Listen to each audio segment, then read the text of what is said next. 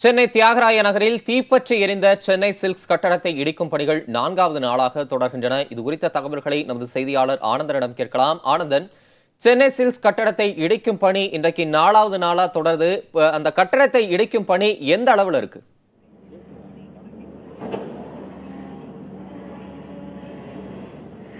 தம்பி தமிழரசன், சென்னை சில்க் கட்டிடம் கிட்டத்தட்ட 36 மணி நேரத்திற்கு மேலாக தீயில் எரிந்தது. இதன் பிறகு பல கோடி மதிப்பிலான பொருட்கள் சேதமடைந்தது. அது மட்டுமல்லாமல் கட்டிடமும் உறுதித்தன்மை இழந்தது. இதனால் அந்த கட்டிடத்தை இடிக்க வேண்டும் என முடிவு செய்து தற்போது இடிக்கும் பணிகள் தொடர்ந்து நடைபெற்றுக் கொண்டிருக்கிறது. 4வது நாளாக இந்த பணிகள் நடைபெற்றுக் கொண்டிருக்கிறது.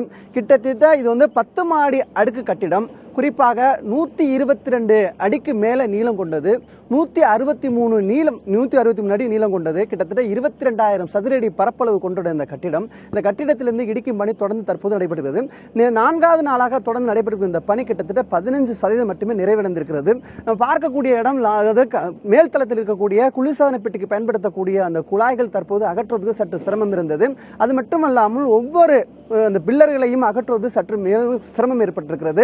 சாக்கற்று அந்த இயந்திரம் மூலம் கட் செய்யும் பணி தொடர்ந்து நடைபெற்றுக் கொண்டிருக்கிறது. இருந்தாலும் இன்று கூடுதலாக 2 சாக்கற்று எடுத்து வரப்பட்டிருக்கிறது. முதல் பகுதியாக பின்பகுதியில் தற்போது அந்த பணிகள் நடைபெற்றுக் கொண்டிருக்கிறது.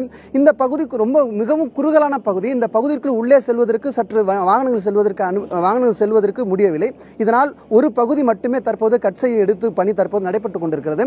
அது மட்டுமல்லாமல் இது கிட்டத்தட்ட 122 அடி நீளம் கொண்ட அந்த கட்டிடத்தில் கீழ்த்தளத்திலிருந்து அந்த சாக்கற்ற நீளம் மொத்தம் பார்த்தோம்னா 84 அடி மட்டும்தான். அதனால் உயரத்தில் எட்டி கட் செய்வது சற்று சிரமம் இருந்தது.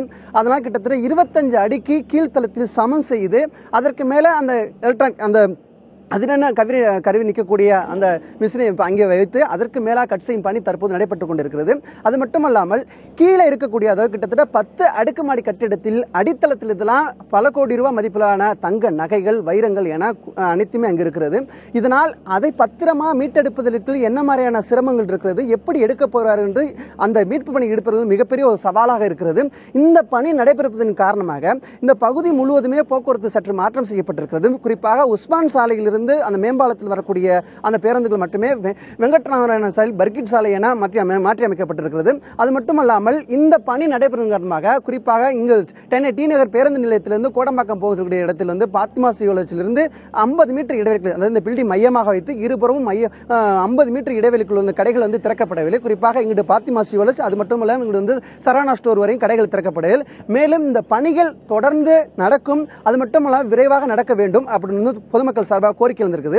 இந்த கட்டிடம் இடிக்கும் பொழுது குறிப்பாக நம்ம நிற்கக்கூடிய ஒரு மற்ற பில்டிங் நம்ம நின்று பேசிக் கொண்டிருக்கிறோம். அந்த பில்டிங்லாம் ஒரு அசைவை நம்ம உணர முடிகிறது. அது மட்டுமல்ல, இந்த இடிக்கும் பொழுது மற்ற தூசி அதிகமாக பரவுகிறது. இதனால் பொதுமக்கள் சற்று பிரச்சனைகள் ஏற்படுகிறது. தம்பி தமிழரசன்.